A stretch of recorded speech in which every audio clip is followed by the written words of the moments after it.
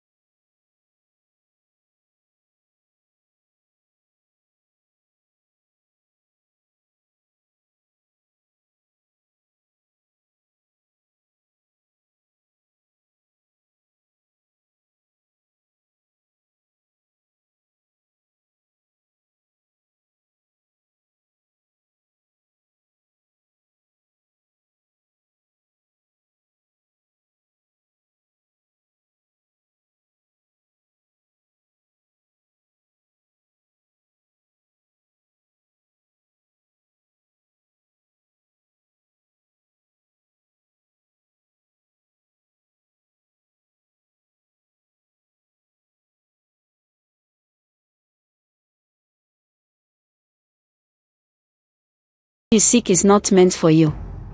My heart belongs to the spirits, and if you continue on this path, you will bring ruin to all that you hold dear. But Obinna was no longer listening. His heart was too full of the yearning he had felt since he first laid eyes on her. "I love you, Nneka. I don't care what you are. I don't care what the gods say. I want you." At his words, Nneka's face darkened, and for a moment, her eyes glowed with an otherworldly light. "You have made your choice," she said, her voice trembling with the weight of an ancient warning. "But there is a price to be paid for such love." Without another word, Nneka turned and vanished into the night, her figure fading into the mist that rose from the hills like a living fog. Obinna stood frozen, his heart pounding in his chest, as if the earth itself was warning him to stop. But it was too late. In the days that followed, Obinna's obsession with Nneka grew. He could think of nothing else. He wandered the halls of the mansion, his mind consumed by the image of her. But when he sought her out, she was always gone, vanishing before he could speak to her, like a shadow slipping through his fingers. One evening, after the moon had risen high into the sky, Obinna found Nneka standing by the well once more. But this time, the air was thick with tension, and the ground beneath them seemed to hum with an electric energy. "Nneka," he called softly, his voice filled with longing. "Please, let me be with you." Her eyes flickered with something that resembled pity.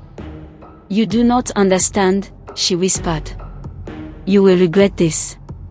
Before Obinna could respond, the earth trembled violently, and from the chasm that opened before them, the spirits of the Black Hills emerged.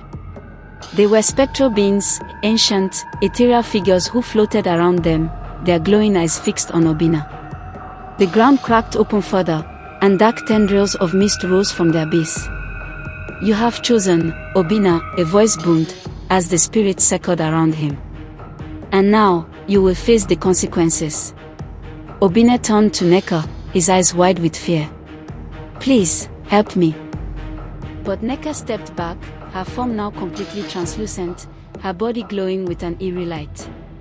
"I cannot help you," she said, her voice filled with sorrow. "You have brought this upon yourself." In that moment, Obinna realized the full extent of his mistake. He had fallen for a being of darkness, a servant of the gods, and now he would pay the price. The spirits howled, their voices rising in a deafening crescendo. The winds howled, and the sky above cracked open with thunder. Obinna fell to his knees, his heart breaking as the spirits closed in around him, their cold touch seeping into his very soul. "No," he whispered. "I love her. I love her more than anything." But the spirits had no mercy. They lifted him from the ground, his body trembling with fear, as they carried him into the depths of the Black Hills. He would never see the light of day again. From that night onward, the village of Okorikwo would speak of Obinna in hushed tones, a warning to all who saw the impossible. His love for Nneka had cost him his soul, and the Black Hills were now forever bound to his fate. Nneka, the Enchanted Maid, vanished from the world of men, but the spirits of the Black Hills continued to watch over the land. And in the quiet moments, when the wind howls through the trees and the moonlight filters through the mist, the villagers still say they can hear Obinna's voice calling for the love he could never have.